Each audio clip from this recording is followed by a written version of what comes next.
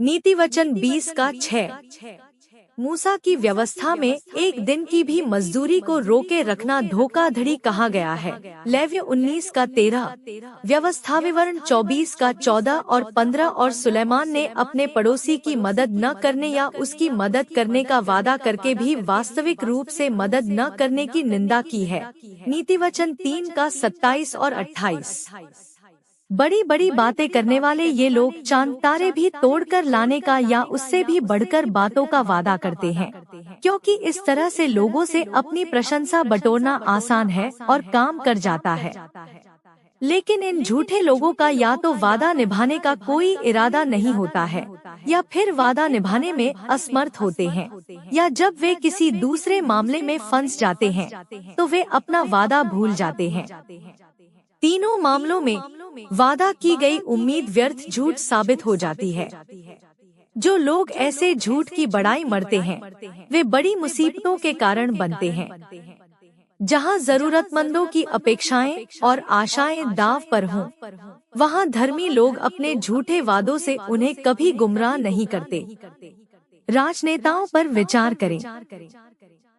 सुलेमान ने राजाओं और शासकों के बारे में अन्य कई नीतिवचनों के साथ साथ इस नीतिवचन को भी लिखा। नीतिवचन 25:2 और 7 और 15। शासक बेहद लोकप्रिय शासक बनने के भूखे होते हैं, इसलिए वे अपनी लोकप्रियता सुनिश्चित करने के लिए लोगों से अच्छे दिनों के वादे करते हैं। समाज के प्रत्येक समूह को विशेष लाभ का वादा करना बहुत आसान है। लोकतंत्रों और गणतंत्रों में जहां नेताओं को जनता द्वारा चुना जाता है, अधूरे वादों की मानव सेना है। यदि आप किसी भी प्रकार के नेता हैं, तो सुनिश्चित करें कि आप अपने सभी वादे बिना किसी असफलता के पूरे करते हैं। शैतान पर विचार करें। उसने आपकी आदिमाता से वादा किया कि यदि वह वर्जित फल खा लेगी तो वह ईश्वर बन जाएगी। उत्पत्ति 3:1 और 7। ईश्वर बनने के बजाय वह खुद पर, अपने पति पर और अपने सभी बच्चों पर मृत्यु को ले आई और अनंतकाल के लिए उन्हें नरकदंड के योग्य बना दिया। शैतान तब से झूठ बोलता आ रहा है, और जब आप पाप करते हैं तो परमेश्वर द्वारा उस पाप की निंदा किए जाने के बावजूद आप खुद को खुश करने के उसके झूठे वादे पर दांव लगा देते हैं। वह पाप के सुख के बारे में झूठ बोलकर मनुष्यों को धोखा देते आया है और उनका नाश करता आया है।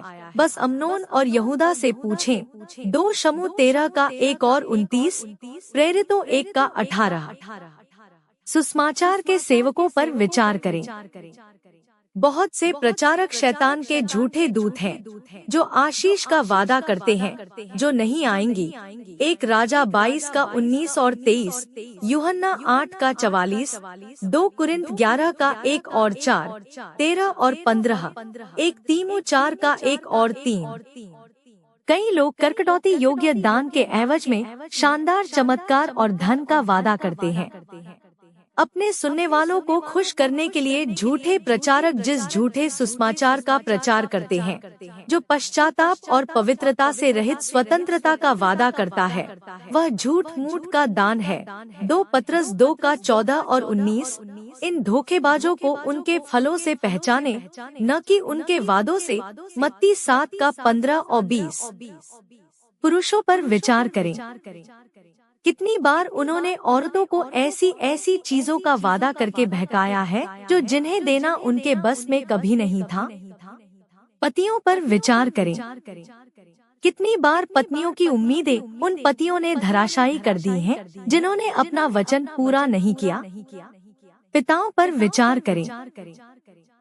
अपने वादे पूरे न करने वाले पिताओं द्वारा बच्चे कितनी बार निराश और हतोत्साहित हुए हैं। इनमें से कई झूठ बोलने वालों ने केवल वादों के आधार पर अपनी उदारता का दावा किया है।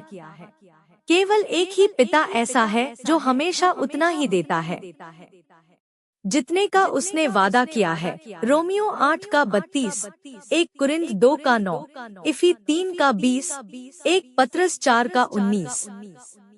प्रभु यीशु मसीह का सुसमाचार, जो कि पृथ्वी पर एकमात्र शुद्ध सत्य है, उन लोगों की कड़ी निंदा करता है जो गरीबों की मदद करने की सिर्फ बातें करते हैं, लेकिन अपने वादों को पूरा नहीं करते हैं। याकूब 2 का 15 और 16, 1 यूहन्ना 3 का 16 और 19।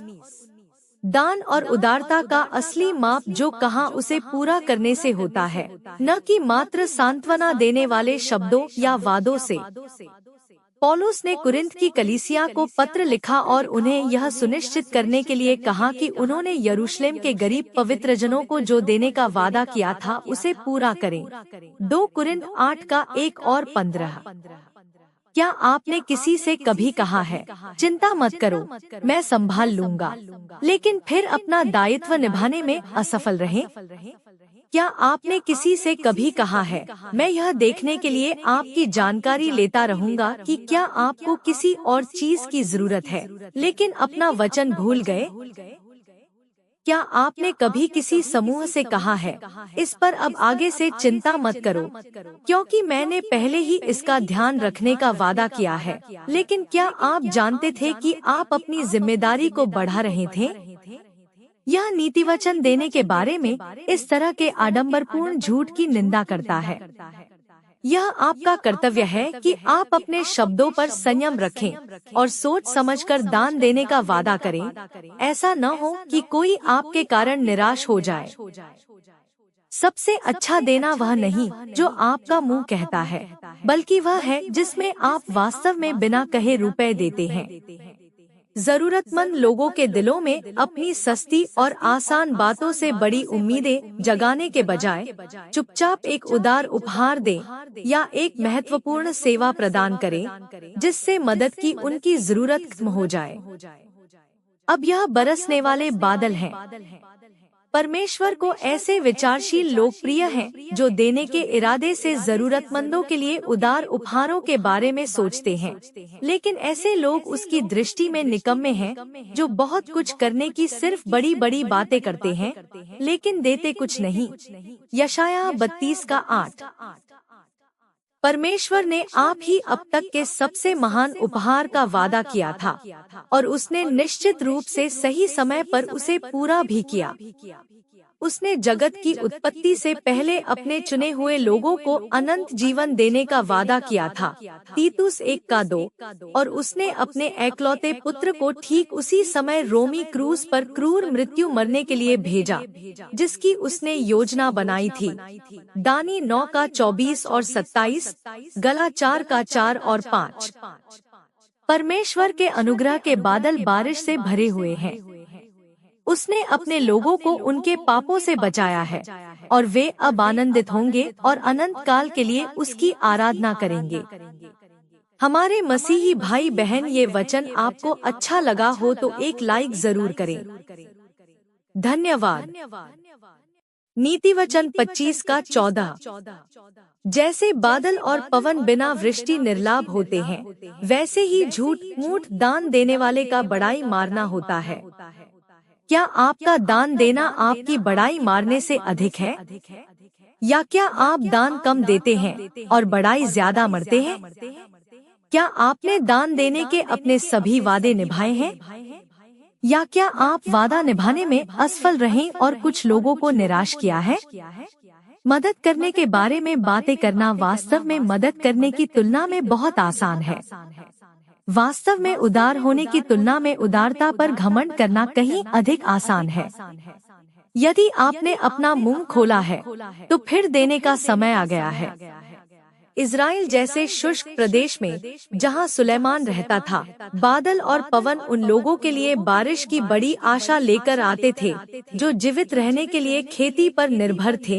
नीतिवचन 3 का 20, 16 का 15, लेव्य 26 का 3 और 5, व्यवस्था 11 का 10 और 15, एक राजा 18 का 41 और 46, अय्यूब 36 का 26 और 28, भजन 68 का 9, 147 का 8, यिर्म 5 का 24, जकरिया 10 का 1। जब वे आसमान में बादलों को देखते और पवन के झोंके महसूस करते तो उनकी खुशी का ठिकाना नहीं होता था।